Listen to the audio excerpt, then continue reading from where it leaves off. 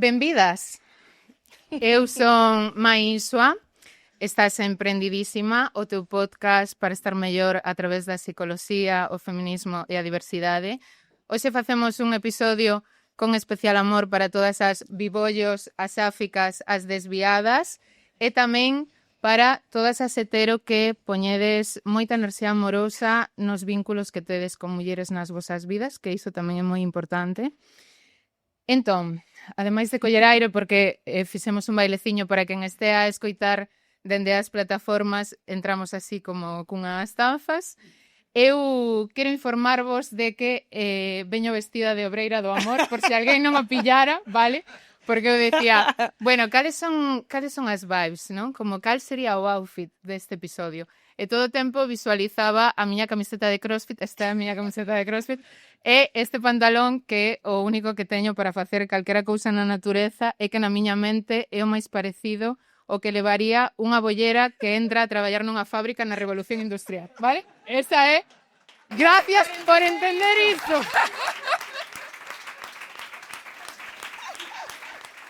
Moitísimas grazas por estar comigo dentro desta fantasía. Porque sería unha falta de decoro enorme montar todo isto que me deixara de soa aquí nisto, vale? Grazas por entendelo. Este público desviado maravilloso, a xente que vides en presencial, so de sempre a mellor xente. E esta convidada que temos hoxe merece todo porque ela trae a fantasía para falar de feminismo, bisexualidade, poliamor. Entón, a fantasía acéndese con fantasía porque está hoxe aquí prendidísima Ángela Lema!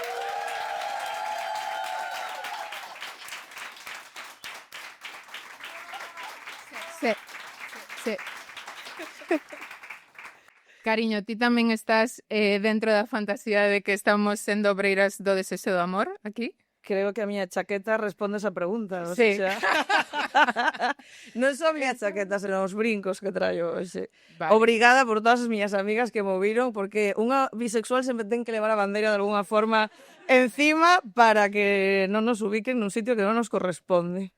Perfecta. Grazas por traer todos os teus ítems a Aprendidísima. Onde estamos sendo obreiras do desexo e do amor?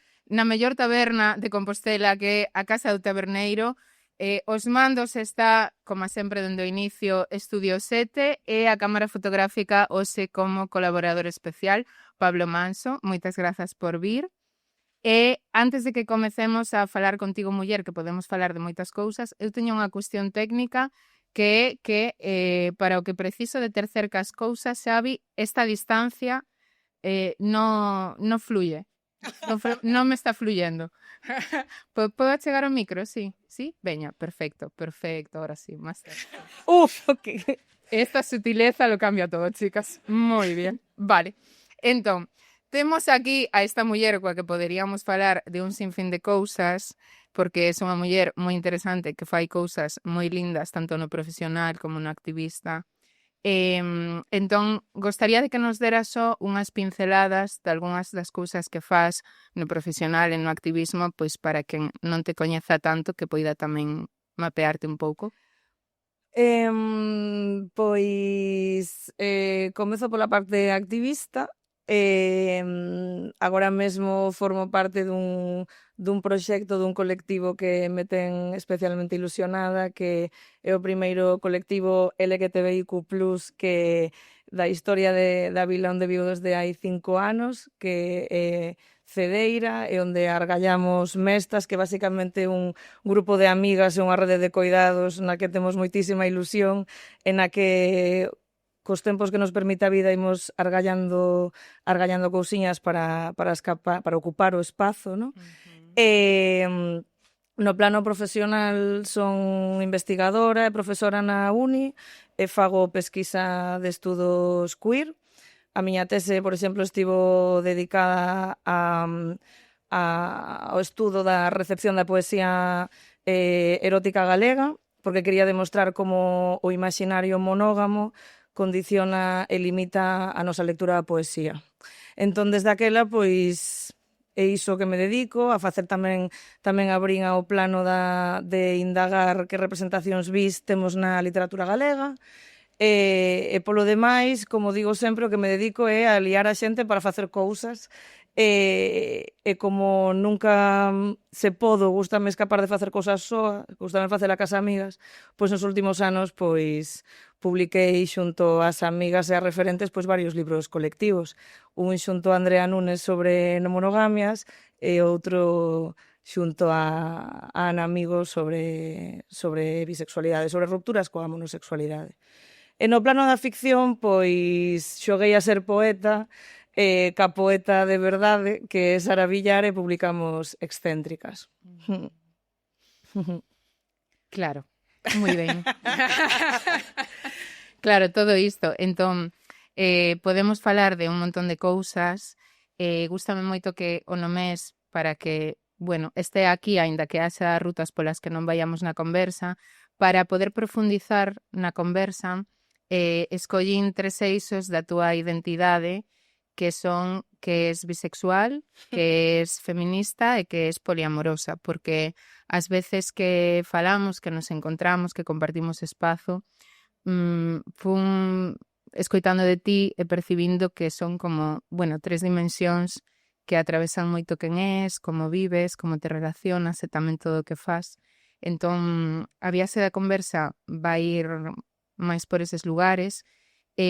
Gustaríame escoitarte que nos compartises que é para ti a bisexualidade, non dende un lugar teórico necesariamente, senón que é para ti porque, bueno, así estamos máis pertiño de ti cando falas, non? En onde estás? Vaime levar un pouco de tempo contestar esta pregunta. Para min é importante comezar dicindo que desde que falamos de que este encontro ia pasar, estaba dándolle moitas voltas porque consideraba que eu non tiña nada interesante que dicir sobre a bisexualidade ou que non era a mellor a persoa máis acaída para estar aquí. Despois as amigas dixeronme que non, despois pensei que propiamente vi esa dúbida de pensar, de dubidar se estou posibilitada para falar de bisexualidade. A miña bisexualidade ofreceume un arnés de seguridade. É un espazo de seguridade onde encontrarme con outras iguais, e onde saber que non estou soe, e onde poder identificar certas violencias que nos unen, e onde poder organizarnos para tentar combatilas. Porque o sistema que lle interesa que non sabamos identificalas, que non nos organicemos, porque así estamos espalladas e illadas por aí e non podemos facer loita, non? A bisexualidade para min tamén significou unha cousa ao mesmo tempo que me empoderou, pero que foi moi dolorosa, que foi que estamos tan atravesades pola heteronorma e pola mononorma que pasei moitos anos sen saber recoñecer a miña propia biografía. E iso é moi doloroso, porque, claro, que te decates, incluso con 24 anos, de que a miña primeira experiencia sexual, que eu situaba nun lugar con un home, resulta que xa era anterior e con unha muller, é dicir, non era nin eu capaz de identificar a miña propia historia e quen era, porque o que recibimos unha e outra vez é que todo o que facemos na noite ou timidamente, non estamos a xogar, non é nada válido, realmente válido son as relacións románticas, non? As relacións de parella. E como a miña primeira relación de parella fora con un home, pois pensei que iso que é o que identifica a tua identidade sexual. E aí aparece a monogamia operando, non? Como a ti o que che define é a relación que teñas romántica e monógama con unha persoa, cando na miña vida estaban pasando moitas outras cousas. Entón, bueno, se algo nos define a todas as bis é que nos descubrimos moi tarde. E iso é super doloroso. Eu iso tiño moi presente para esta conversa porque, pois, cando compartimos algún espazo de charla como ese con Daniela Ferreiro, que foi moi chulo, é algo que ti colocas moito, non? Repetidamente. Que as bis vos custa bastante tempo poder recoñecervos como vis. Entón, quería preguntarte como cambiou a mirada sobre a túa propia biografía unha vez que puideches facer isto, que é recoñecerte, pero tamén logo, cando nos recoñecemos a nosa identidade, tamén se abre o espazo de comprendernos, de poder vivir plenamente esa identidade que recoñecemos, e cambia a mirada de algunhas experiencias que estábamos a ter, non? E como fomos chegando aquí. É que son cuestións son cuestións moi complexas, ou sexa, para min é algo, sí, ou sexa, moi empoderoume por completo, pero é unha loita, é unha incomodidade que late diariamente.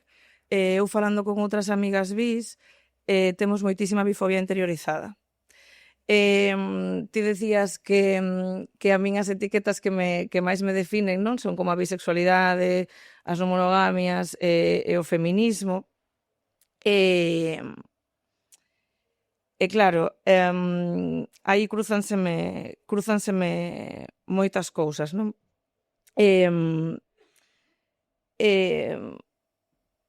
Para min, por exemplo, eu teño un recordo de un martes pola tarde onde estaba sentada cunha rapaza e fíxenme unha reflexión a min mesma e dixen, vale, está me gustando unha rapaza un martes pola tarde. Entón, igual, aquí sí que están pasando cousas. E digo do martes pola tarde porque, claro, como todo o que pasa na noite, mediado por jijis jajás, non ten validez, eu ni sequera atendía ao que era eu. Abriu outro espazo, non, de valoración do que estaba a acontecer. Sí, pero aí tamén iso é moi cañero, porque teño que poñer en práctica a través da práctica sexual quen verdadeiramente son. Porque, iso abre un velón e abre un lugar que creo que non nos debería interesar a ninguén. Quero decir, eu podo sentir desexo, podo sentir atracción por alguén a un nivel que non precisa, ou seja, non necesito validarme a través da corporalidade, non? Entón, que eu non saiba nin recoñecer o que está pasando, porque todo o que recibo é que estou nun lado ou estou no outro, é como... E iso que pasa continuamente, quero dicir, temos que estar reafirmándonos todo o rato, non? E se te reafirmas a través dunha relación con un home é incómoda, se te reafirmas a través da relación cunha muller é como, bueno, entonces eres bollera, non? E é como, claro, que molesta? Que eu non me ou aluda ao posible? A posibilidade de que a mí me apeteza estar en varios sitios á vez, non? É como, por que teño que pecharme nun lugar só? É dicir, eu descubrín en mí mesma a través de todo isto que o meu desexo, que as miñas inquedanzas non teñen por que responder a un corpo ou a un xénero concreto. E iso para min é unha liberación, unha riqueza de abrirme a explorar o mundo de todas as maneiras que sexan, vale? Porque isto vai de follar, pero non só, non? Vai de que este sistema tan sumamente binario, pois que non me permite ser quen son. Entón, pero que non me permite ser quen son a niveles moi duros, pero moi duros que vivo continuamente, a nivel de pois que eu durante moitos anos coa parella home que tiña, eu cando ocupaba espazos LGTB, a miña maneira de relacionarme con esa persoa mudaba por completo, porque non quería que me leran desde un certo lugar. Por sorte, teño quen me acompañou dunha maneira moi amable e respetuosa niso, pero ese conflicto con unha mesma é duro, porque debería bastar con que eu diga quen son ou como sinto, non? E xa está. Non todo o tempo que me lean. Ti pensa que isto é... O binarismo funciona como xa non me len a min por quen son, sino a partir de con quen me relaciono. Non? O que importa é a persoa que está ao teu lado. A persoa é con quen te vayas para a cama, que define quen es ti. É como, ei, pero isto que onda, non? Ou seja, eu quero posicionarme, non falamos tanto de empoderarnos, non? De construirnos a nós mesmas, non? De buscar espazos de seguridade, non che chega con que eu exprese, non? Como sinto ou como vivo todo isto, non? Non sei. Sí. Bueno, como se nota, querida, que investigas e que faz un montón de cousas, porque, claro, cada vez que falas mapeas así diferentes cuestións, non? En paralelo. Quero facerte algunhas preguntas respecto da túa biografía. Antes un pequeno apunte que non te dicen, Pablo, a ver se nas fotos consegues que soe un poquinho menos, como chequea aí simplemente iso, porque antes como se nos rompeu a silla non te avisei, pero iso sería señal. Claro, nesta biografía que te preguntaba, non? De como cambia esa mirada, como vas interpretando momentos ou como hai certas cousas que toman un primeiro plano máis iluminadas, como, hostia, estou a gostar dunha tía un martes pola tarde. Tiñas algún referente? Podías mirarte en alguén como bisexual, por exemplo, ou había alguén con quen podías falar mentres estabas nesta construcción, sentirte acompañada? Non. No. Non, porque isto crúzase con outra cuestión como para mí moi dolorosa, que é que o meu grupo de amizades da adolescencia era un ambiente, agora sei, non como botando a vista para atrás, que era un ambiente moi hetero no que moi cis-hetero, no que eu cando compartía pois certas inquedanzas, non, que tiña ou certos medos ou preguntas, non, como estas conversas de sofá coas amigas como moi relaxada, banalizaban todo, non? Banalizaban moito. Foi co paso dos anos, a través da lectura, a través de darme un golpe na cara, porque a primeira muller ca que me relacionei de maneira romántica e tendo unha relación tiña unha relación cunha muller, eu mesma lín como bollera e me dixo, Cari, que no, que soy bisexual, ¿no? Es que es como no sabemos nin recoñecerlos entre nós. Es que es como, deberíamos levar como unhas pegatinitas aquí, ¿no? Como nas festas para xente para presentarse, como, sabes? Entón, a miña adolescencia estivo atravesada por non saber, había moitos espazos e moitas, sinto que se me roubaron Totalmente. moitas cuestións. Eu creo que esa é unha experiencia común das disidencias sexuais, que hai un roubo de posibilidades de estar no mundo e de poder facer a túa vida, non? E de poder ser quen és e estar dende aí.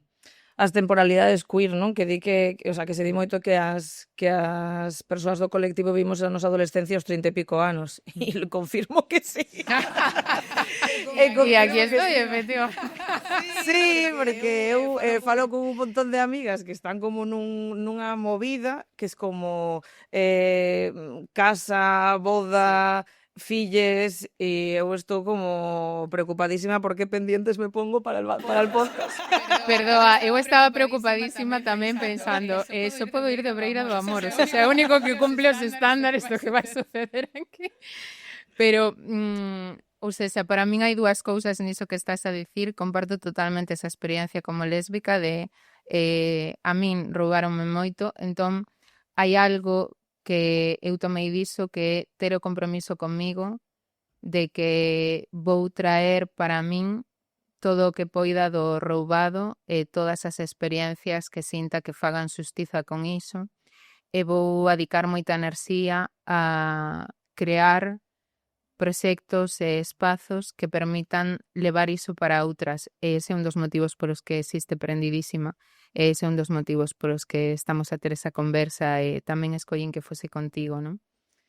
E logo creo que hai outra parte de iso que nos rouban e que vivimos máis tarde, que para min abre un espazo moi conectado coa creatividade de existir que temos as disidencias sexuais, porque claro, é como, bueno, eu isto que non o vivín como se supón que o tiña que vivir, cando se supón que o tiña que vivir con quen se supón e tal, como é? non? Ou seja, como fago, ou como é que é agora, ou como é que me senta ben, non? Seguramente teñas diante a outra persoa que estea un pouco nas mesmas tamén, e entón de aí sae algo moi chulo, tía. Sae algo, sí, que para min é creatividade de existir e que ten moita forza de autenticidade e de disidencia. Esa parte creativa que aludes ti creo que foi o meu motor, supoño que tamén a rabia, non? De estar moito tempo moi encorsetada, moi invisibilizada de cara ao mundo, de cara a min mesma, non? O que me levou a poñer a andar estes proxectos colectivos cas amigas, non? Como de temos que facer porque pasen cousas e porque pasen cousas na Galiza en galego se mirar para fora. Non, entón, a min gustame moito crear espazos de reflexión que, por suposto, non intenten sentar cátedra de nada. Quero dicir, creamos un espazo para reflexionar sobre as non monogamias, cada un desde o seu lugar, no que visibilizarnos, non? E no que abrazarnos es un esas outras, non? Como mostrarnos a nós mesmes e ao mundo que non estamos soes, senón que estamos moites a crear estes outros mundos que son posibles dentro do que a ferocidade deste mundo nos permite, e o mesmo COVID, porque como é que estamos moites, moi fartes, moi canses, non de sempre estar colándonos a través de outros discursos, non de sentir que incomodamos, de sentir que non somos tan válides, de sentir como non é para tanto, non imos molestar porque nos van a chamar que somos ofendidites, non? Como que non temos o mesmo espazo e a mesma validez dentro do colectivo, porque creo que outro tema do que hai que falar é dos privilexios que hai tamén dentro do colectivo, non? E sinto a necesidade todo o tempo de xerar discurso, de xerar estes espazos, non? E creo que iso é moi común a moitas persoas do colectivo. É dicir, creo que tes que habitar certas cousas para que che mova escribir sobre elas. Quero dicir, onte estaba escoitando no congreso da Rede Educativa LGTB a Olivia Ávila como persoa sexual e é como é que sou unha persoa sexual, podería estar investigando e xerando discurso a ese nivel e poñer ali o corpo. Só Magda Piñeiro, Andrea Núñez e Leticia podían estar aí, non? Como poñendo o seu corpo gordo e dándonos na cara a todes, non? Entón, que eso ti podías estar aquí. Que? Eso ti podías estar aquí. Non o creo, con esas dúbidas que tiñas no comezo, non? Non o creo. Bueno, porque me parece importante tamén falábamos iso na túa biografía, pero sempre hai como unha pequena biografía de como chegamos aos episodios, e iso que falamos da inseguridade, non? Respecto do bi, tamén acontecía para chegar a esta conversa, non? Ou de que acontece entre lésbicas e bis a nivel de comunidade, ou de como podemos colocarnos a falar sobre a nosa identidade, tamén acontecía entre nós de cara a esta conversa. Eu son a pesada, ou seja, que me coñece son a pesada, que está falando de bisexualidade, de non monogamias todo o tempo, porque me gusta incomodar, gústame cando estou nun sitio que non me asuman desde un lugar que xa me cansei durante moitos anos que me lean, entón, pois sí, alá onde podo coloco discurso. E o que durante moitos anos me dou moito medo, que é que cando estou con un home me lean desde o hetero, pois parece moi divertido xogar con esa ambigüidade e cando me len así, como decir, pois non cariño, que divertido que ti me leses desde aí e que de repente pois che dé un volco a cabeza, porque te vas a ir para casa pensando, pois igual o mellor a próxima vez que vexa nunha mesa sentado un home ou unha muller, pois teño que darlle unha pensada. Claro, aí hai como un hackeo, non? Hai un hackeo ao sistema. Pois sabes que? Claro. Sí. Mira a ver a próxima vez que esteas ceando. Tamén iso me pasa cunha das miñas referentes bis e amiga que é Ana Amigo, non? Onde fala, vale, que pasa cas bis butch? Non se fala diso. Que pasa cando estamos vendo bueno, algo? Bueno, é verdade que non se fala das bits. Un beso para todas las bits. Gracias por vir. Romantic Beach. Das Butch. É verdade que, claro, na bisexualidade é como un temazo, non? E aínda algo máis que non se fala, pero, joe, que as Butch, bueno, por favor, abran paso, non? Falemos máis diso, que pedazo de pibas no bollero e no bi, pero creo que no lésbico tampouco, bueno, no lésbico tamén teñen un espazo moi jodido, sacando os espazos moi nosos, como de que de repente fagamos, me lo invento, un cabaret butch, o que é no espazo social teñen un espazo moi moi jodido, eu creo, vamos. Sí, mais eu digo máis no sentido de no colectivo sinto que levamos moitos anos, non, como xerando como os nosos propios códigos para recoñecernos, non? Pois unha mecha, un pelo rapado, unas cosas, non? Como que eu poda entrar como nun sitio e saber, Claro. non? Sí. Iso como cando estás no chollo e alguén di sí, porque a miña parella, dices, non? Sí. Como tíos do colectivo, Claro. fijo, sabes? Como entón, eses códigos que se foron establecendo, ao final tamén foron desde o binario. Entón, que códigos temos as bis para recoñecernos? Que códigos temos? Porque claro, eu para que ti me recoñezas mellor, que teño que facer? Porque se me acerco moito ao lésbico, vasme ubicar no lésbico. Si me acerco, o sea, que fago? Que fago máis que como existo para ser algo? Entón, Que fas ti? que? Que fas ti? Eu, pois, estar aquí e falar e ocupar espazo e berrar e cando estou por aí, pois sinalar o vi, dar moito a chapa por redes, por certo. Moi ben. E darlle moito e despois ser esa puntilla incómoda en cada conversa que hai de fulanita e fulanito. Pero non sabemos si é bi. Va, mellor, pero vimos a fulanito papando. Igual é un monógamo. Cariño. Faime moita graza porque acabo de imaginarte como un pequeno neno de esos dos periódicos, ¿no? Y a lo mejor es bisexual. Sí, claro. Claro, Pero é que nos levan aí todo o tempo. Que facemos? Teño un xogo para ti, que estou a verte en modo toquisa, porque aparte, claro, esta muller non é só bitch, senón que tamén é toquisa, pero toquisa adolescente. Entón, un xogo, porque así tomamos a purpurina que está saltando. Eu vou decirte frases así moi curtas, como lanzo unha movida e ti contestas sen raciocinio mellor, vale? Ou seja, sin raciocinio, o que apareza, sí? E rauda e veloz. Pero real sen filtros? Sí, sen filtros. Real, sí. Vale. Un ítem de Pluma Bi. Non saber como sentarnos. Un libro ou cómic. Bi. Resistencia bisexual. Vale, esta pregunta é das miñas top, vale? Algo que dirías para ligar. Cariño. A ver, dimo minso, así como una cosa tonta. Ángela, sen raciocinio. Que son moi sinvergüenza, non sei, depende do momento, depende da persoa, do contexto. Que me dirías a min neste momento? A ti casi che digo agora cando estábamos bailando, en plan, pero vai, estuve poñendo tontorrón. Vale, me sirve mucho. Moi ben. Algo que te flipa de outras bis.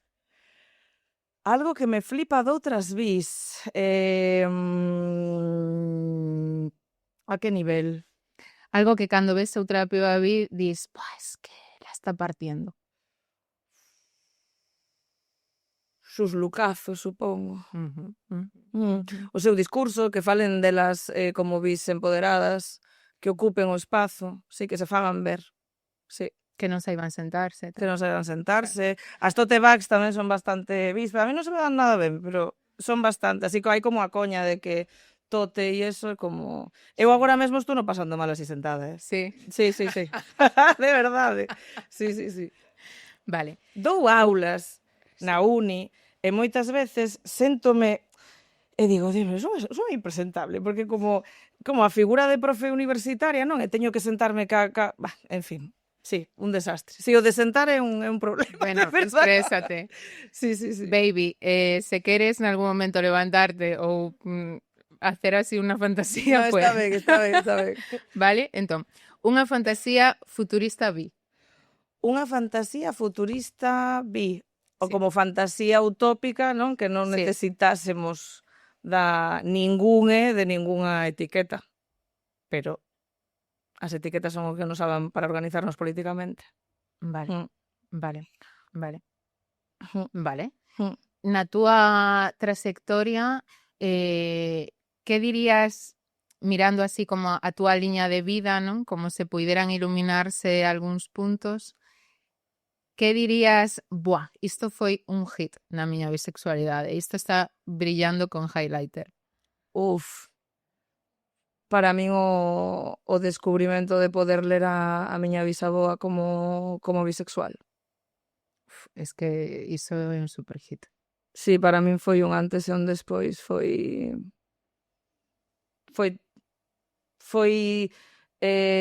sentir chan firme. Foi non sentirme soe e foi unha iluminación de comezar a ler a propia historia da miña familia e de darme conta de que todo relato, de ser ainda máis consciente de que todo relato que se nos contan é unha mentira. Queres contar un pouco que descubriches? Sí. A ver, eu desde pequeniña sempre estiven fascinada pola figura da miña bisaboa, non sabía por qué, pero sempre era como que eu non a coñecín e sempre me falaban, non, si tiña como os datos de era unha nai solteira no muros daquela época, dicíanme que marchou de noia cando descubriu ao seu home con outra muller na cama, colleu a miña avoa e plantouse muros, vendía peixe, decían ademais que era moi alta, así como moi rabuda, lía o xornal todos os días e viviu sempre cunha muller que si coñecín, que ademais o que máis lembro dela, desta figura que lle chamamos madriña na familia, o que máis lembro é a súa risa. Eu paraba moito na súa casa cando era moi pequeniña, ia co patinete e paraba ali con ela en muros a tomar un café, non, que eu era moi pequeniña, pero estaba ali con ela, non? E claro, elas dúas vivían sempre, non, xuntas, e non sei por qué, supoño que as lecturas e as conversas axudan moito a ir decodificando certas cousas. Un día, e non hai moito, comecei a facerme preguntas, tipo, isto? Ou sexa, preguntei a miña nai, como comezaron a vivir xuntas? Tiñan algunha relación, non? Como, isto é importante de relacionarnos entre iguais, non? De ler e xerar discurso que nos permite abrir os ollos e ver espazos que estaban totalmente invisibilizados. Entón comecei a tirar dese fío e pediña a miña nai se podía falar con miña avoa, con súa nai, non? Entón pregunto, porque a miña propia nai nunca se fixera certas preguntas cando a miña nai convivía moitísimo con súa avoa, non? E despois tamén, antes desta conversa con súa nai, había unha imaxe que sempre se contou na miña familia que cando a miña bisaboa morreu, houve unha imaxe, unha escena moi impactante de que esta madriña, co corpo ali presente da miña bisaboa, doulle un bico na boca diante de todo o mundo. Que é unha imaxe moi impactante, non? Entón eu comecei a tirar do fío e miña nai mantivo esa conversa con súa nai, con miña avoa, e dixolle, mira, pero tiña unha relación? E dixolle, sí. E dixolle, pero estaban, ti víalas xuntas, paseaban xuntas por muros, e decía ela, non, iso era impensable que se fixesen ver. Entón pronunciou unha frase, que foi a frase que a min máis me marcou, que non as vin, pero sentinas, non? Que, claro, Que se me ponga a pel de galiña, tía, con iso. Me parece unha pasada. sí, que basicamente que se escoitaba. Encántame que o expliques. Por si non quedou claro. Romantic Beach. Sí. Sí, claro. Entón, claro, eu aí collo esa historia e decido lelo desde o bi. Decido lelo desde o bi, porque se pode ler desde o lésbico. Quero dicir, temos ese paraugas do safismo, non? Houbo quen me dixo, cando contei esta historia, que o realmente potente sería que eu falase da miña avoa como bollera. E es como, joder. Es como, que temos que facer? Que temos que facer, non? Sempre esta cuestión de cuotas, non? De que realmente se pasas a relacionarte cunha muller e que eras bollera, pero estabas como tanteando ou xogando, non? Ou aínda non saíras do armario, e como, eu non sei como se definiría a miña bisavoa agora, ou sexa, o que máis me gustaría deste mundo sería sentarme con ela a conversar e desde estas etiquetas contemporáneas políticas decirlle onde te ubicas nisto, non? Mais eu decido, non? Os espazos en branco que nos deixa a historia, nos podemos decidir enchelos como queiramos. E creo que as bis o problema que temos é que non se nos deixa iso, temos como que demostrar e demostrar e demostrar, non? Como a validez do noso discurso, porque como é tan difuso e ambiguo, non? Que para min é realmente revolucionario da bisexualidade, esa ambigüidade tan molesta, non saber onde ubicarnos, é moi molesto para a xente, non? Como que xoguemos, que nos diluamos, non? Que para min é o máis divertidísimo iso, non? Como o sea, estou aquí, pero estou alá, non? Entón eu decido empoderarme, non? O sea, recoller esa historia da miña bisaboa e colocala nunha xenealoxía bi, que sinto que me conecta conmigo ademais, e que nos demostra que esta idea da Galiza de antes, escura, heterosexual, é totalmente falsa, non? Que guai. Gústame moito que aparecera isto da túa E bisaboa. ademais agora hai pouco descubrín unhas fotos delas. Xa so de tu retratito lo llevo en mi cartera. Pois eu agora levo unha fotiño da miña bisaboa con ela, que aparte van como moi vestidiños iguais, ou sexa, e levo sempre no meu móvil. Elas coñecéronse na cociña dunha veciña de miña bisaboa que ian ir ao baile. Esta amiga da miña bisaboa convidouna, vale? Ali coñecéronse, foronse a bailar e foron vivir xuntas o primeiro día, xa quedou na casa miña. O sea, hai algo máis sáfico que iso? No. Hai algo máis sáfico que iso? Esta historia que temos sempre de primeira cita, cepillo de dentes. Sí. Es como, que intensidade, o sea, como, wow. Me encanta. Totalmente. Entón, claro, es que... Ai, gústame moito que saíra. Que imaxes máis bonitas. A do beixo, bueno, con ela aí, non? Esa despedida pareceme unha cousa incrible. É verdade que mentres estaba a escoitarte tamén se me viña no corpo esta cousa de coidar a xente do redor. Estaba a preguntarme, Pablo, como estás cos cambios que fixen? Puideches arranxar? Estás ben? Vale, perfecto. Nisto que dis de o xogo, non? Que lanzas e de como as vis incomodades ou poñedes este espello ou... claro, ademais de bisexual, tamén és poliamorosa, como falábamos, non? Relacionaste dende o poliamor. Isto implica que podes ter relacións ao tempo con homes, con mulleres, con chiques, que dentro deste xogo de por onde estás, non? Tamén me parece un ingrediente que sumar e que ter en conta iso. Entón, se poñemos o foco no cotiá, con que tensións ou, sí, bueno, violencias tamén, non? Pero con que lugar tensionado te encontras no cotiá relacionándote dende o poliamor? Con todo. Logo vou facerte unha pregunta bonita para que tamén contes as bondades do poliamor, non? Pero pareceme importante situar este lugar tensionado no cotiá tamén.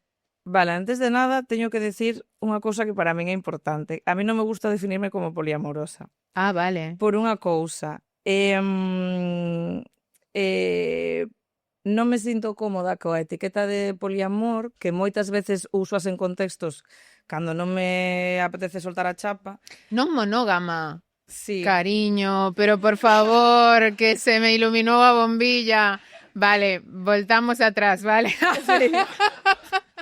No, pero sabes por qué? Porque deille moitas voltas durante moito tempo e a min a etiqueta de poliamor sinto que non me define porque o poliamor ao final é a multiplicación de relacións amorosas, é dicir, no, ti agora acabas de decir, non? Como a Ánxela é poliamorosa e automáticamente a xente pensa nunha multiplicación de relacións amorosas. E digo, claro, pero é que eu amar xa amo a máis dunha persoa. Eu amo as miñas amigas. Creo que segue a situar no centro as relacións de parella. Só que en lugar de unha persoa sería con máis de unha, non? Entón, a min iso non, o seja, como xenial que estea ben aí, a min interésame máis as oportunidades que abre a non monogamia. A non monogamia transfeminista, é dicir, a non monogamia política e sobre todo que de verdade que o que menos me interesa é a multiplicación das relacións sexuais, das non monogamias. Interésame todo o que interpela, non? Este onde colocamos as amigas, porque eu non, ou seja, como romper con todo este proxecto monógamo de asumir con quen tes que vivir, asumir con quen tes que xestionar o teu tempo libre, esta chantaxe, non, de ter que casar para conseguir certos dereitos sociais, certos beneficios fiscais, non? Como estamos tan atravesadas por toda esta violencia do sistema monógamo que todos compramos, que eu necesito saírme de aí porque non me sinto nada identificada con un sistema que de verdade considero moi violento. Entón, eu deime conta co paso do tempo que era unha persoa que non era capaz de relacionarme desde aí. Como... entón, necesito ubicarme máis, recollerme máis baixo a etiqueta das non monogamias porque para min o amor vai moito máis alá do amor de parella e do amor romántico. Entón... Sí, no, que ben, gracias por explicarlo. Gústame que pasen estas cousas porque... Por favor, claro.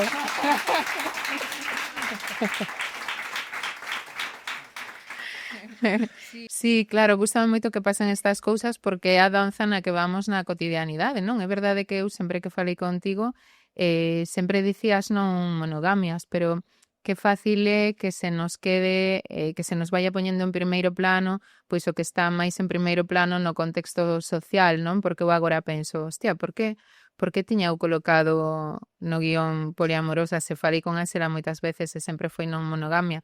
E creo que, claro, como de as últimas lecturas que fixen, non sei que, como de outras cousas que fun tomando que se me foi poñendo en primeiro plano, pero creo que isto é o que nos acontece todo o tempo, non? Que o que está máis legitimado, máis nomeado no contexto social acaba poñéndose en primeiro plano ata que voltas darte conta e voltas recolocarte. Sí, é que non me parece xusta esa etiqueta para coa miña rede. É dicir, eu non quero, a través dunha palabra, só visibilizar as relacións que se identifican como parellas, sabes? Como as relacións que iba a decir románticas, pero que eu tamén teño relacións románticas cas miñas amigas. Eu onte escoitaba a Leti e a Andre falar e a min é que me cae a baba, pero a un nivel... O seja, pero é de enamoramento real, o seja, entón é como... Claro, se só nos pechamos nesas etiquetas, onde quedan todos eses amores? Todo ese amor, esa paixón totalmente xenuína que sintes hacia esas outras persoas. Que pasa? Que porque non nos deitamos é menos importante? Que aburrido. É que non me interesa nada, de verdade. Non me interesa nada. Entón eu necesito como nomearme desde aí. Ben. Sí. Vale, entón, dende aí, cales dirías que son as tensións coas que tocas no cotiá dende as non monogamias? Que agora está guai porque ampliamos tamén máis ese espazo máis conscientemente a eses outros vínculos ou eses outros momentos, non? Claro, a violencia está todo o tempo. Creo que calquera... Hai unha saída do armario non monógama da que non se fala, que tamén existe, e que tamén dá moita vertixe. Todo o rato, creo que unha cousa que pode empatizar calquera cousa do colectivo é a consciencia que temos de cada palabra que usamos. É dicir, que é un exercicio tela, quero dicir, eu son plenamente consciente de como nun ambiente laboral podo estar dicindo como pasei o fin de semana, vale? Sabendo que palabras empregar para non nomear con cantas persoas estiven, con cantas vivo, se vou a Pilates, estou cas señoras, con quen digo que fun ao cinema cas miñas sabes? É que é un exercicio mental que temos super interiorizado, que nos vai a cabeza 1000 por hora, que é esgotador. Absolutamente. É esgotador. É esgotador. O sea, é que creo que todos eses extras que facemos ás disidencias sexuais en todo, primeiro, deberían estar remunerados, ou seja, onde están esas pagas que din que nos dan as marxis, pois aí teria que haber unha, porque, ou seja, a nivel psicolóxico, aí o desgaste é real, quero dicir, ese extra coa que habitas a vida, con ese nivel de alerta, con ese nivel de esforzo e de estar facendo esa alquimia, eses malabares constantemente, ten un custo a nivel da nosa enerxía vital e do noso organismo, é que ten un custo. Moitísimo. Estar falando todo o tempo con un discurso en paralelo na túa cabeza de, vale, e aquí xa falei así, entón, ademais, aquí unha vez falei dunha parella, falei en masculino, como agora falo en femenino, non? O sea, é como... E claro, se falaches nun espazo, te proxectaches a través da túa parella muller e che ven noutro espazo, noutro contexto, cun home, automáticamente, non? Hai esa lectura de está enganando a súa parella, non? Entón, claro, eu... e dirán, ai, sí, como sufrís, non? Las non monógamas. Claro, eu só lle fago unha pregunta a calquera persoa cunha relación monógama e como viviría negando a unha persoa que ama en todo o seu día a día. Porque é moi doloroso. Eu vivo como doloroso, paréceme super injusto cara ás persoas que están na miña vida e ás veces temos que idear uns mecanismos de supervivencia sobre algo que é tan bonito, quero dicir que o problema é a crise de vivenda e o problema é o xenocidio que se está cometendo en Gaza, non é que persoas adultas decidan relacionarse de maneira libre, de maneira honesta, non? Desde lugares que se non encaixan co teu veciño, pois amigo que me parece marciano é a monogamia, e é como, e non vou... Bueno, é que creo que ademais diso, o que acabas de facer pareceme moi claro, non? De colocar moi claramente o que é realmente importante e logo, pois, en que nos perdemos ou en que acabamos, sí, entrando en conflictos que cando conectamos co esencial e nos reubicamos e mantamos ben a brúxula da vida, que ao final cousas importantes, realmente importantes, son 2 ou 3, creo que tamén fica un espazo menos defendido e máis aberto como para poder ver a parte amorosa, non? Ou a parte fermosa, porque creo que en todo o que ven de volta aí tamén hai moito do que a cada quen se lle move, como decías antes, cando as nosas propias identidades ou escollas desde as que nos relacionamos interpelan as outras persoas, entón activas este lugar moi defendido e creo que cando reordenamos as prioridades hai algo que se tranquiliza en ter que estar alerta e que podemos recibir a parte fermosa, non? E cando ti falas, pois iso de como poder nomear a alguén que queres ou como que se vai transmitindo iso e chega algo bonito, non? Eu sinto no corpo. Entón, quería que nos contara sobre isto que claro, pode ser así un pouco como discurso de Miss, quero decir, as bondades das non monogamias. Isto bonito que trae para ti, non? Esta escolla, este lugar dende o que te relacionas, como enriquece, como colorea a túa cotidianidade, a túa experiencia. Creo que tamén é como foi moi significativo para min agora pensando os días antes de vir aquí, que me resultou moito máis sinxelo na miña vida nomearme como antes como non monógama que como bisexual. Que riquezas me trae? Pois é que creo realmente que as non monogamias políticas son beneficiosas para toda a sociedade. E con isto digo que a ti cando che dan un dereito, cando che abren as portas ao mundo, ti non estás obrigada a poñer en práctica todo, non?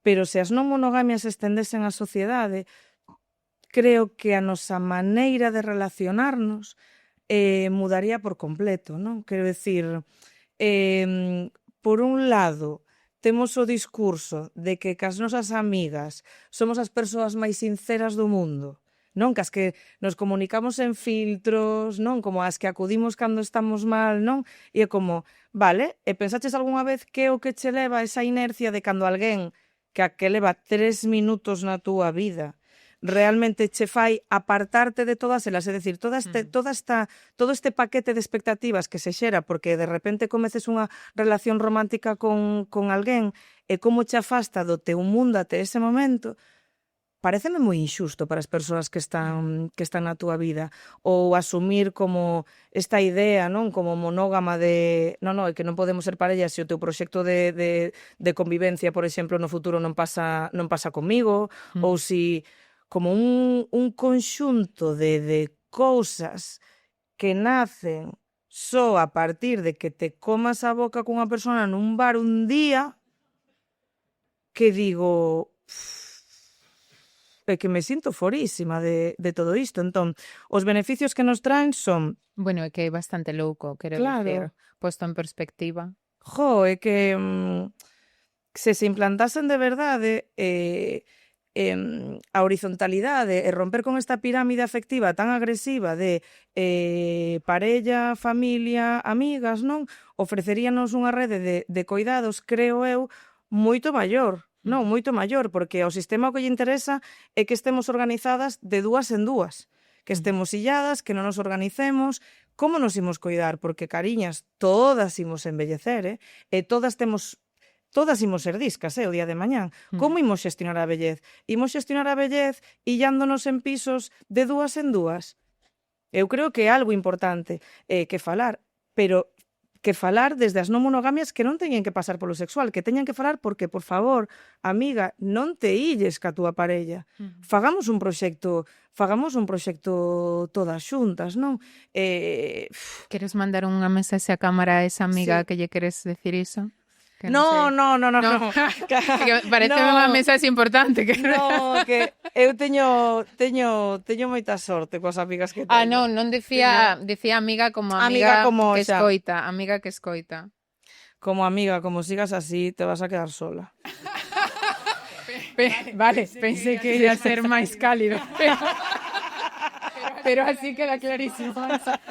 É que onte Cristo Casas dou un dato loquísimo que dixo que todas as mulleres de máis de... Correxídeme as que estades ali, se me equivoco. Que todas as mulleres de máis de 65 anos, ou seja, como que o 48% das mulleres de máis de 65 anos vivían en soidade. E iso a que se debe? Que doloroso. Claro, iso débese ao sistema monógamo. Iso débese ao sistema monógamo. Eu quero saber que se as miñas amigas en algún momento están moi maliñas na UCI, que non necesito dun papel institucional que me valide para poder ir a estar con elas. Non? É que xa está. Quero dicir, que romper esas barreiras non che obriga a poñelas en xogo, senón que cada unha faga unhas seleccións por elección e non por imposición. E quen queira relacionarse só cunha persoa, que o faga, pero que o faga por elección e non por imposición. E que non nos ensinaron a reflexionar ou a pensar sobre como nos queremos relacionar. E que pensamos que estar con alguén é unha cousa moi pechada e moi concreta, cando existen un montón de posibilidades. E creo que a xente, en xeral, non se fai preguntas sobre que significa, que necesita para estar con alguén. Claro. ¿No? Ou que quere de estar con alguén, ou que expectativas hai, ou... Non sei, moitas preguntas que non nos facemos porque estar con alguén románticamente é isto. E a mí iso parece aburridísimo.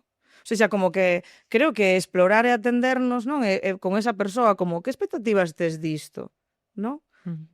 Eso xa como... É que non é tan louco, Como que a mí o louco pareceme, non? Como o contrario, non sei. Sí, bueno, creo que a nivel bueno, non sei como estades así escoitando isto, pero creo que facilmente pasa polo corpo que fai moito sentido, non? E que todas nos sentimos mellor cando temos ese afecto ao redor de diferentes persoas nesa figura máis horizontal, non? Logo, por tamén colocar esta dimensión, ademais dende a psicoloxía está hiperestudado e demostrado que é aí, primeiro, onde o que acontece é máis orgánico para como estamos construídas e estamos en maior benestar, e que é aí onde podemos estar máis saudables e máis felices con esa comunalidade afectiva, non? E non é soidade, que iso directamente acorta non só as nosas posibilidades de vida e o noso benestar, senón a noso propio tempo de vida.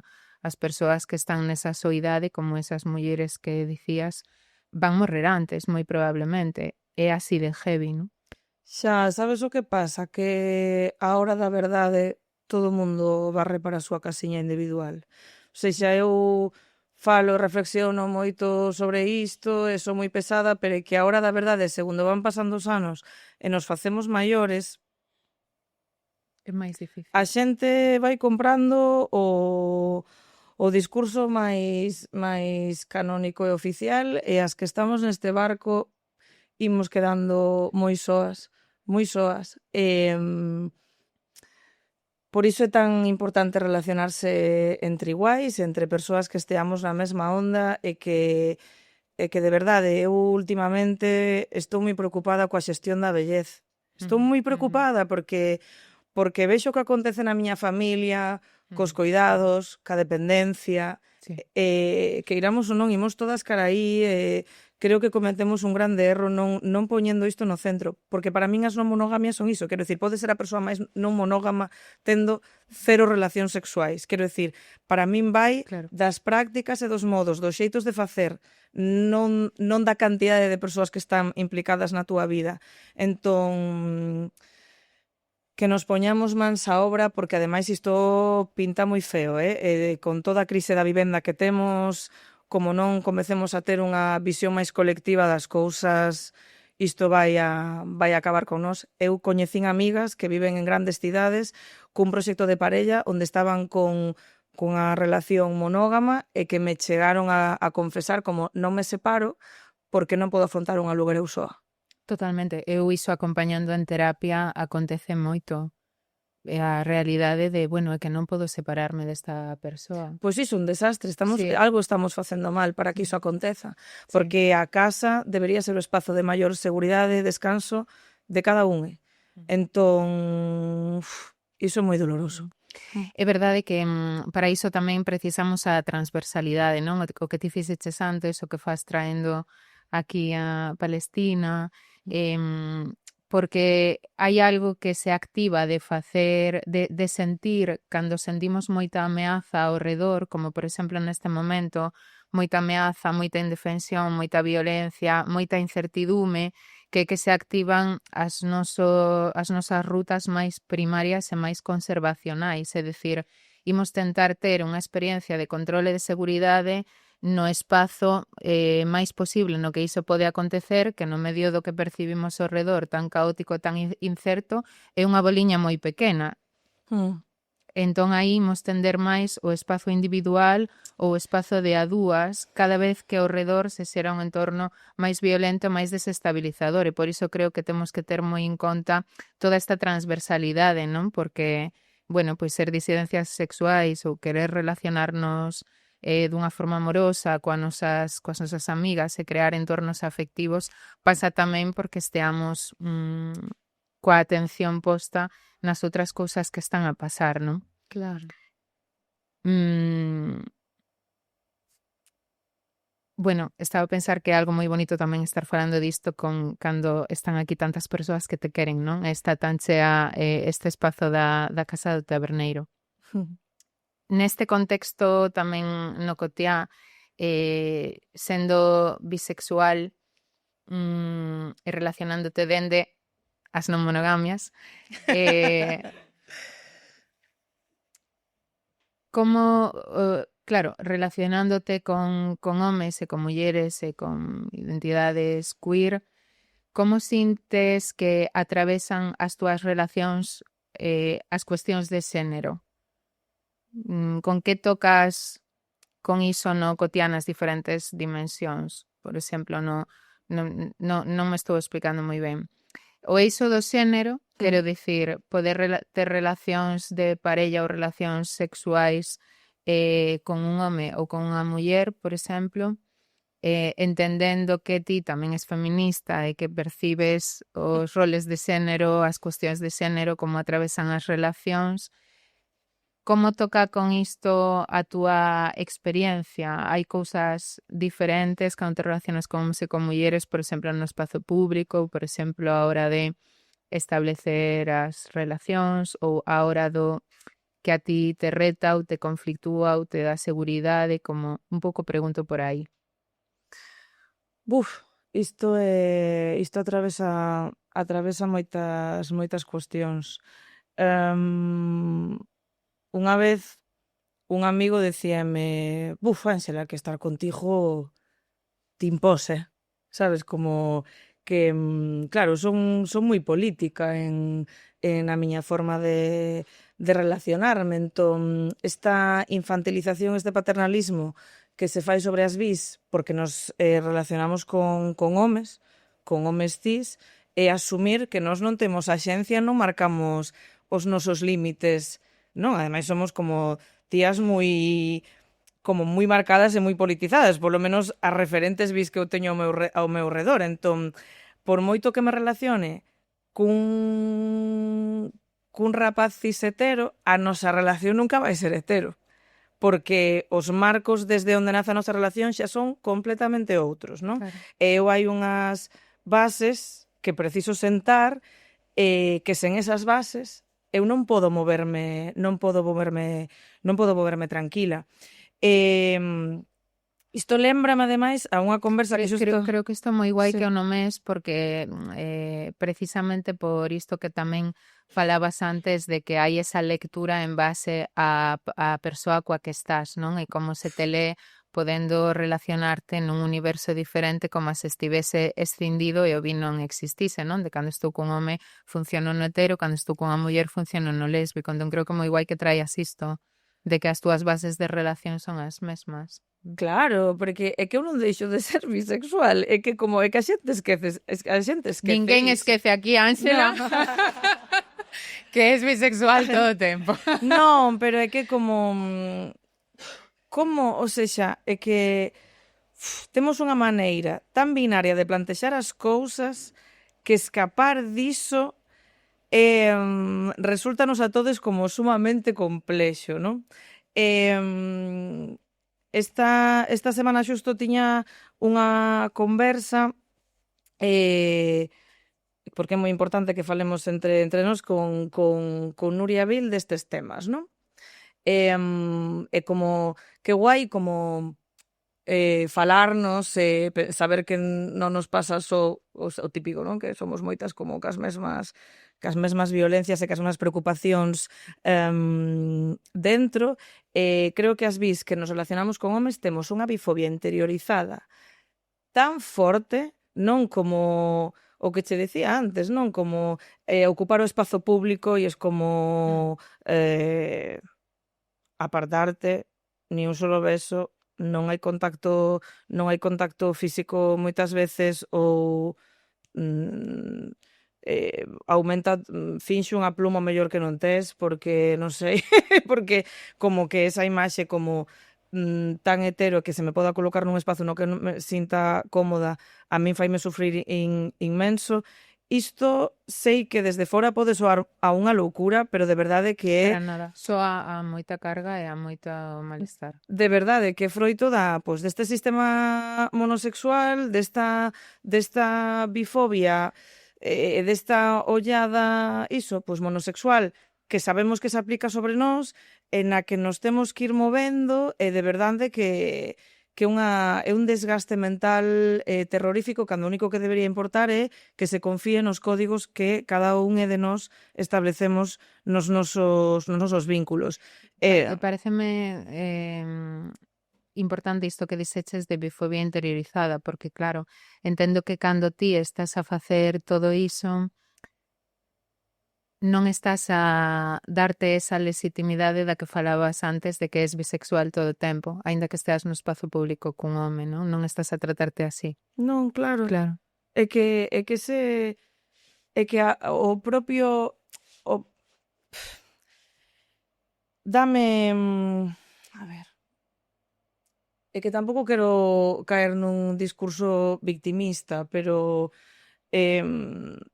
Non creo que poida ser recibido dende aí con como colocas todo, non? E coa conciencia que tes sobre as cousas, creo que simplemente nomeas, bueno, parte do que tamén supón estar lidiando conscientemente con isto, non? Sí, pero que lidiar constantemente con isto tamén o entendo, o sea, quero dicir, eu entendo a vivencia das compas bolleras,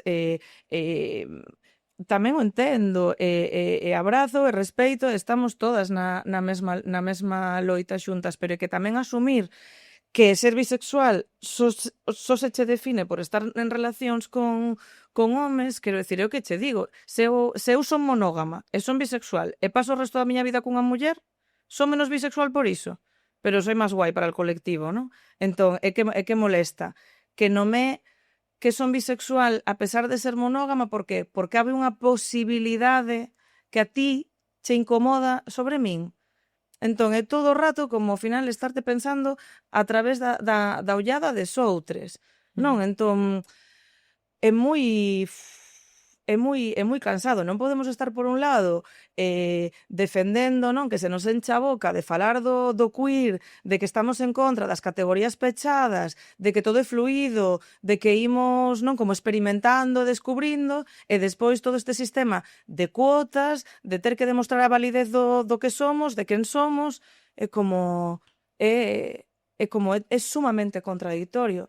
E creo que caemos nun erro moi grande pensando, eu cando escoito as compas non binarias, aprendo moitísimo e vexo tanta intersección entre as compas NBs e o bi que alucinas. Cando Éric do Pazo, como home trans, escribiu o texto que escribiu para a insumisión ambigua e a cantidade de respostas que tiña que ollo, non estou comparando realidades, mas hai unhas incomodidades, hai un certo nivel do discurso de ter que demostrar por que ti te sentes nun lado e non noutro, ou isto de non ser unha categoría o suficientemente completa para ningún dos lados, non? Que nos cruza a todes, e que nos cruza a todes. Entón é como onte mesmo, non? Na charla de Olivia Ávila sobre a sexualidade. Claro, ela definiuse como asexual bisexual, se non me equivoco, e es como cando fixo unha listaxe de ítems, non de como se define a sexualidade, como é que eu mellor acabo de recoñecerme como un 3 ou 4, porque todo, de feito dixo, se a sexualidade non existe, todos somos bisexuais, que me fixo estupar a cabeza esta frase, non? É como, claro, é que riqueza que nos interpelemos unhas categorías, unhas casiñas a outras, non? E non nos quedemos como, non, eu non soño con un esencialismo bi ou con un fogar bi. Eu non soño con iso, eu soño con que todos convivamos todos xuntos. A mí non me interesa nada illarme nunha burbulla bi eu soa. Entón, que se pensamos que a única loita que temos que facer é dentro da nosa propia categoría e que non estamos interpeladas as unhas por as outras, baixo o meu punto de vista, iso vai en contra da propia noción de queer. Totalmente. E, ademais, que as etiquetas precisan ir a favor de nós, ou seja, servirnos para, non?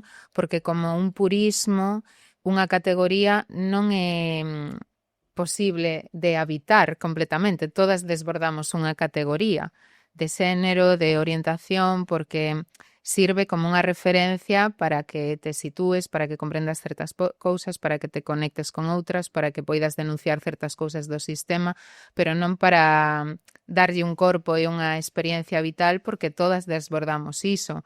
Nin o home máis normativo, cisetero, que este escoitándonos agora mesmo vendo noutra pantalla do móvil Mujeres, Hombres e Viceversa e pensando que Viceversa é a presentadora, ese home tamén desborda a categoría de xénero, porque que ninguén é puramente esa cosa, porque non está na experiencia, é só como unha idea, non? Que recolle certos ítems. É que para min o máis Un potente... beso, para ese hombre, que se nos está viendo sería increíble.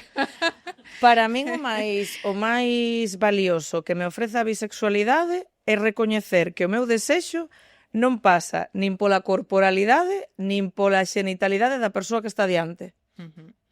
E para min iso é riquísimo e é liberador. Totalmente. Moi liberador. E que somos quen somos, amarse de se estamos tendo un encontro sexual ou non, se estamos engatando, se nos está gustando alguén ou non, ou se estamos en parella ou non, non? Eu son lésbica cando non estou relacionándome sexoafectivamente con ninguén. Claro. E cando non estou dicindo en alto que son lésbica, non? E cando estou só a... Pero cando estamos sin dicir en alto que es lésbica? A verdade é que moi poucas veces. Moi poucas veces. E isto abre un espazo importante na conversa para min, porque hai algo que, bueno, que me fai especial ilusión abrir xuntas, que tamén me pon así un pouco nerviosa, non? Que é o que te falara de como é este encontro entre as mulleres bisexuais e lésbicas, non? E que é un dos motivos polos que tamén quería moito ter esta conversa contigo. Cando falo de que acontece nas relacións entre bisexuais e lésbicas, refírome a todos os espazos posibles, non? A ser amantes, a ser parella, a ser compañeiras de loita, a ser amigas, porque na miña experiencia persoal isto contén algunhas vivencias específicas que logo fun podendo tamén encontrar no momento de acompañar en terapia a mulleres bisexuais e a mulleres lésbicas, non? E ese acompañar a outras foi facendo tamén que eu puidera ir comprendendo máis, sentindo de outra forma, como reconciliándome con certas experiencias tamén nese lugar de poder acompañar a outras a reconciliarse ou a reparar, non? Que é verdade que as psicólogas estamos nun lugar moi fermoso nese sentido de que todo o tempo estamos en contacto pois con procesos moi humanos e diso tomamos moito. Entón, neste acompañar en terapia a mulleres bisexuais e lésbicas aparecen formas moi fermosas de encontrarnos, non?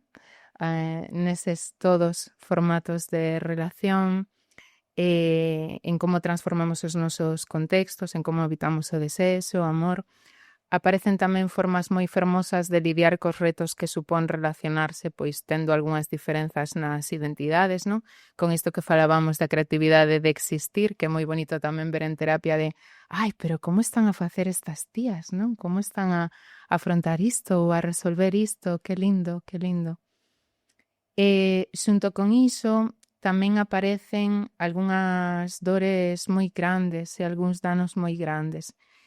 Póñome nerviosa e todo, como que me tembla a voz porque sinto moita responsabilidade, como intentar colocar isto ben precisamente polas recollidas de acompañar, non? Procesos vitais de outras, e porque creo que igual este é un hiliño do que tirar despois, non? Cando se pare a grabación e poidamos falar aquí xuntas, porque creo que é algo que pulsa isto entre nós, como que nas nosas comunidades ou nas nosas relacións é algo que está palpitando nas nosas historias, nos nosos encontros e desencontros, non? Entón, que é isto que vexo que palpita que encontro cando acompaño a mulleres bisexuais, por exemplo? Nas mulleres bisexuais, ademais de encontrar toda a diversidade do mundo e todo o prazer e a seguridade e o amor do mundo, nesta parte de reto, non? Ou de feridas, adoita haber unha inseguridade moi grande, algo do que ti tes compartido aquí, non? Como esta experiencia de se conseguirán ser boas bisexuais, se conseguirán ter suficiente pluma para ser recoñecibles e legitimadas no colectivo. Unha inseguridade respecto das súas propias trayectorias sexuais e relacionais. Se tiveron relacións sexuais con moitos homes, se tiveron maioritariamente relacións de parellas con homes, se algunhas desas relacións con homes estiveron máis ubicadas en contextos máis heteronormados, por exemplo, non? Se cando teñen relacións con mulleres, esta inseguridade de se conseguirán estar á altura do que se supón que son os estándares de relacionarse con outra muller, especialmente con outra muller feminista. O sea,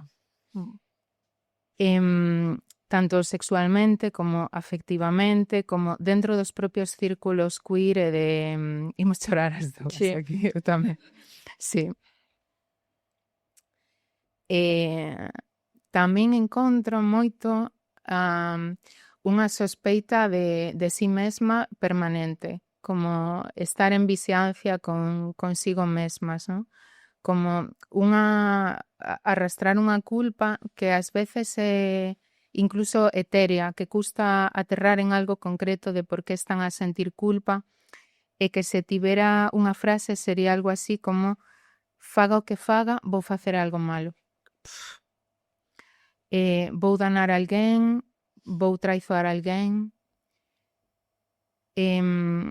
Tamén esta experiencia da que falabas de a dificultade elas mesmas de arraigarse no vi, de sentir que non están movidas polo xénero da persoa coa que están ou que non se difuminan a parte delas cando están cun xénero concreto, non? Como que hai algo que se perde.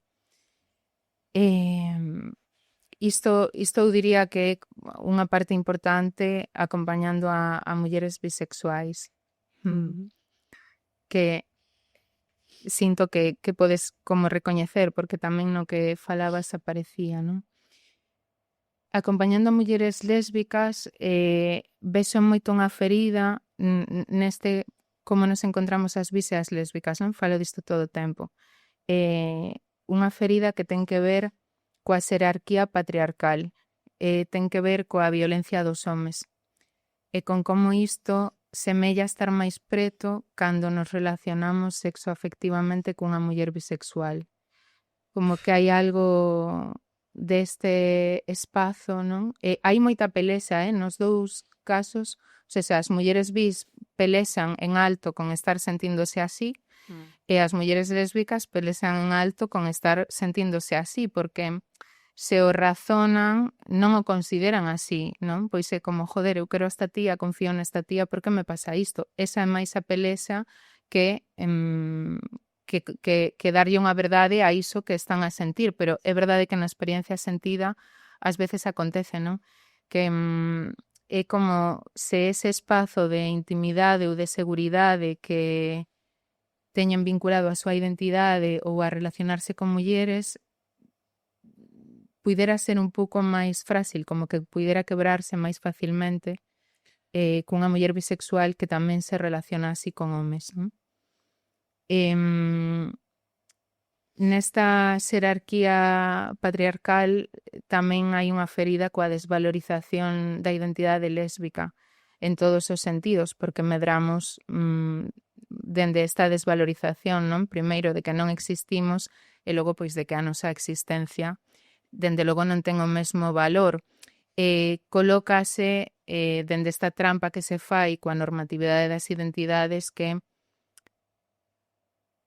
o realmente verdadeiro está cun home, non? Que é pois o significado no simbólico, no social que ten formar unha familia cun home, ter crianzas cun home, ter unha relación de parella estable cun home, non? Ou o que significa o que está contido no sexo cun home. Como que aí hai unha especie de verdade ou ese é o lugar onde realmente tes que estar, onde podes encontrar a felicidade. Entón, medramos neste desvío, non? En estas marxes, porque as marxes implican iso, de estar fora de ese lugar onde supostamente hai unha verdade, onde supostamente está a felicidade ou está o que ten que acontecer. Entón, semella que nunha relación con unha muller ou nunha identidade lésbica sempre hai algo que non vai ser suficiente, non? Sempre hai algo que non vai poder ofrecer o mesmo que ofrece ese lugar que contén unha verdade, non? Unha verdade supostamente histórica ou identitaria.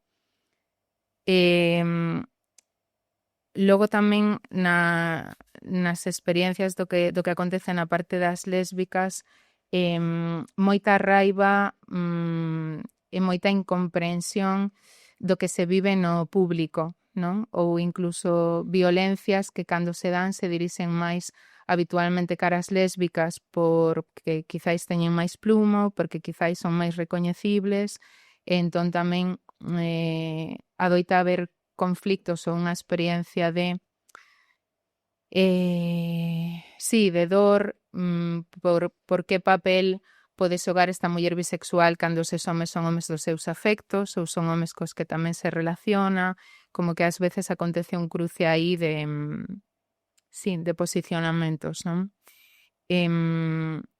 Outra das dores das lésbicas acontece ás veces por sentirse exotizadas ou cosificadas por mulleres bisexuais que quizáis están como descubrindo ou que quizáis están vendo que entón fan movementos de achegarse pero logo afastarse. Efectivamente, isto que falabas de con elas relacionome na noite e logo no día a quen ensino ou con quen me relaciono é cun home, non? Pois hai tamén como esa experiencia de dúbida ou de que está a acontecer ou de sentirse así desvalorizadas nese sentido. Pero Dime. Pero é que aquí é onde temos que botar man do feminismo e da sororidade. Quero dicir, de onde nace todo este clima de sospeita e de non confiar as unhas nas outras? Eu teño moitas compañeiras bis que só se relacionaron con mulleres. Que é o que incomoda? Que nomen o posible? Que nomen as súas inquedanzas? Ao mellor iso non se materializa nunca en nada, pero resultame como moi doloroso que alguén o poida vivir desde aí, porque xustamente entre mulleres tiña que primar o feminismo e a sororidade e a honestidade entre nós. Quero dicir, confías menos en min porque teña unha relación pasada con un home ou porque che diga que non estaría pechada que pase? Puf. E como a min pareceme que iso non xera un...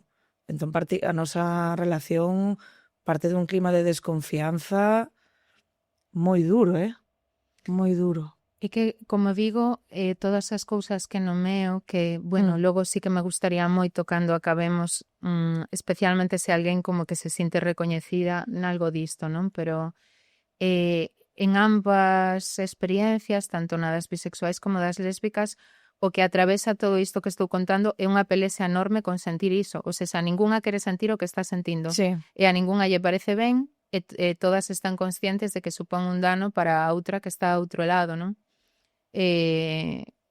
Pero dende as lésbicas ás veces hai unha pelexa con non entender, non? Con non entender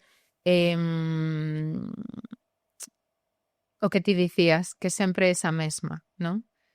Como pode ser que que tamén se relacionen nestes espazos ou con estes códigos ou que lle atraian este tipo de cousas cando o que nos vivimos semella diferente, non? Ou parece que está construído dende un lugar diferente ou que o que nos conecta diferente.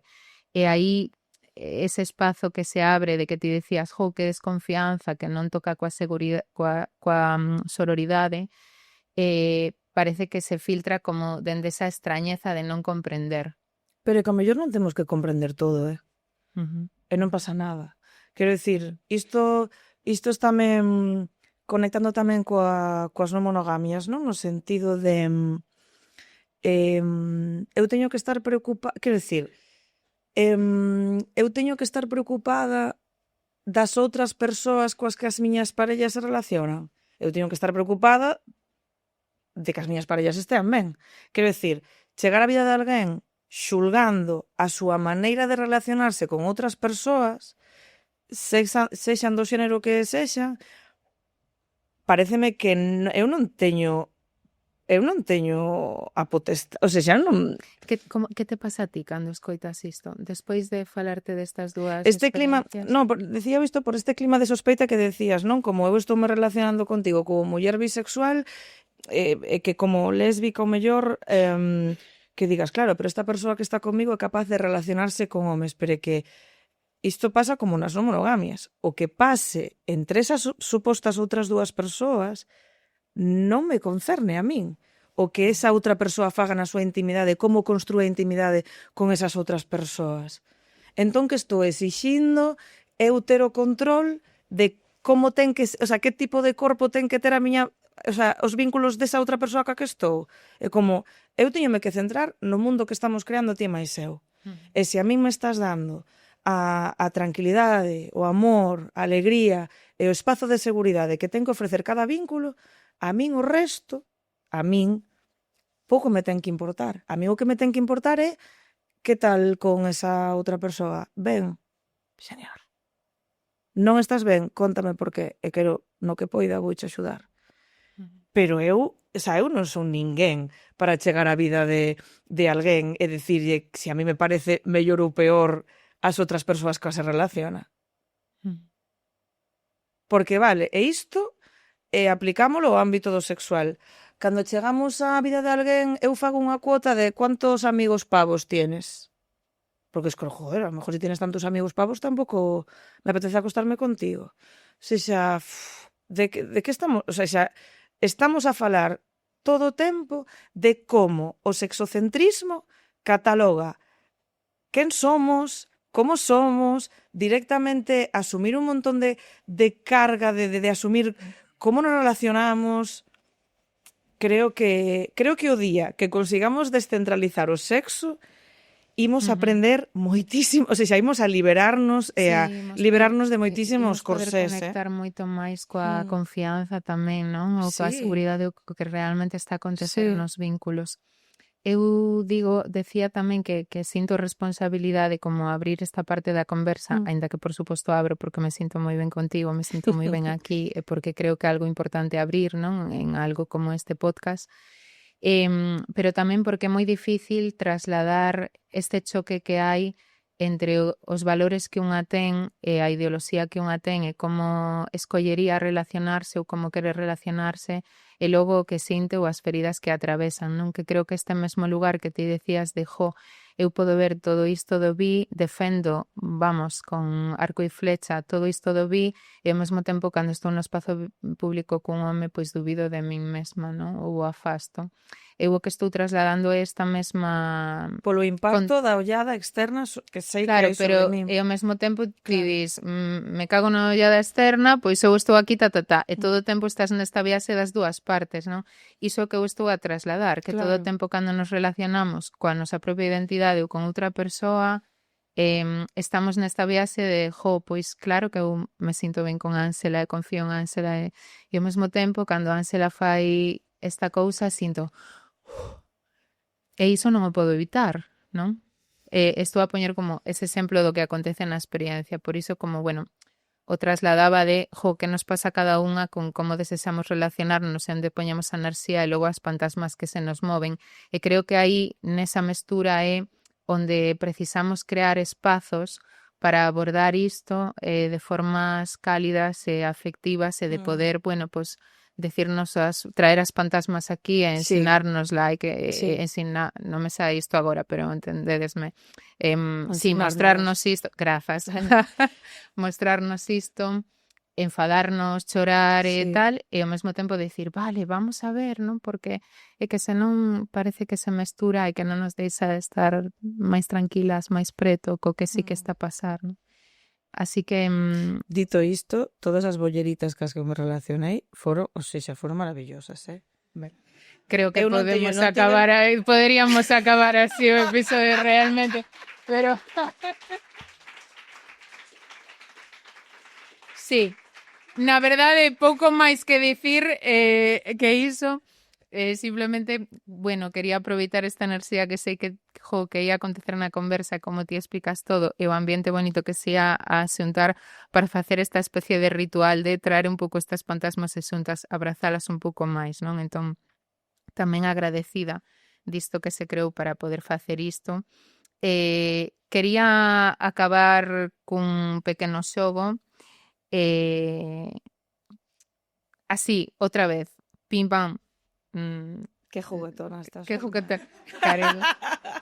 A ver, eu veño vestida de Obreira do Amor para defender esta posición, ¿no? Teño diante a Toquisa adolescente. Bueno, entón, Xa me molaba a min. pregunta para Que Toquisa. mullerón, madre mía. É que a miña frase sempre, ou seja, como máximo respeto por todas as miñas amigas bollos, eu digo, a ver, habitando o mesmo tempo que Bad Bunny Sí, e que Toquisha, sí. non podo non ser bisexual. Vale. Resúltame imposible.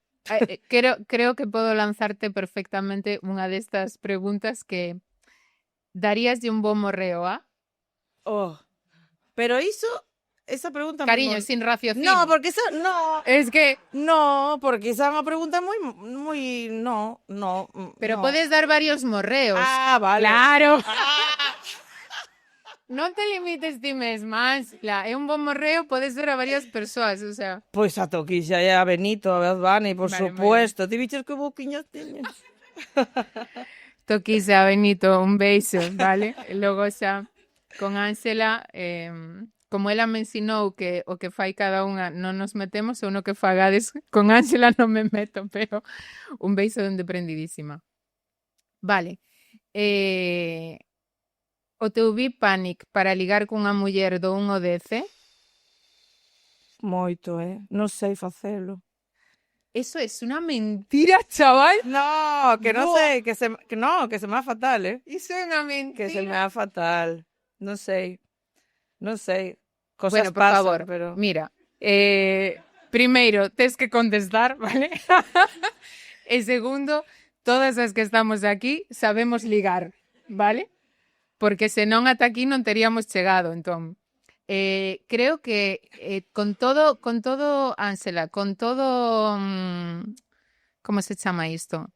Bueno, como con todo o relato que fixeches aquí de asentarte nas cuestións identitarias, creo que sería tamén un rexistro maravilloso que quedase no episodio de Prendidísima, un asentamento de facerte dona do teu desexo e decir, claro que sei ligar con tías. Miro a cámara. Sí, Vale. esa é a túa cámara. Claro que sei ligar con tías. Ai, montar todo este episodio só para este momento. Canto traballo. Vale, perfecto. Entón, o teu Panic para ligar cunha muller, sabendo que sabes ligar con mulleres do 1 ao 10, A ver, un 7, veña. Vale. Pero Unha claro que bueno, da igual. Unha mensaxe para os pibes bis. Que se fagan ver máis. Ujú. Porque a todo o discurso da bisexualidade está moi... As caras máis visibles, incluso a pesar de que somos moi invisibles aínda, incluso Rosalía está con Loli agora, Sí. os titulares son todos de que está ca súa amiga, ou seja, non Sí. existimos as bis, vale? Quero dicir, non existimos.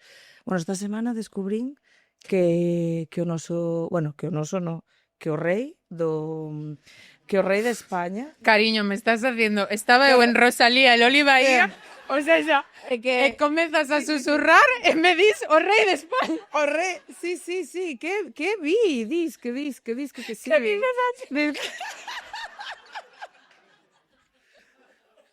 por favor, comen que íamos. Que sí. Vale. Que sí, que se fagan ver máis, porque está como todo o foco como centrado en nós, nas mulleres bis. Porque tamén supoño que é como cómodo, non? Como hipersexualizarnos, etcétera, etcétera, non? Vale. Que se fagan ver. Moi Que se ben. fagan ver. Uf, non supero, non supero. Que cousa, sí ou sí, precisamos mudar a hora de falar de bisexualidade? Que cousas precisamos mudar a Unha cousa. unha cousa? Non é unha resposta non monógama, es monógama. Unha cousa. Por favor, que deixen de preguntarnos xa, pero con quién te gusta más? Porque con alguien te tiene que gustar más. Vale.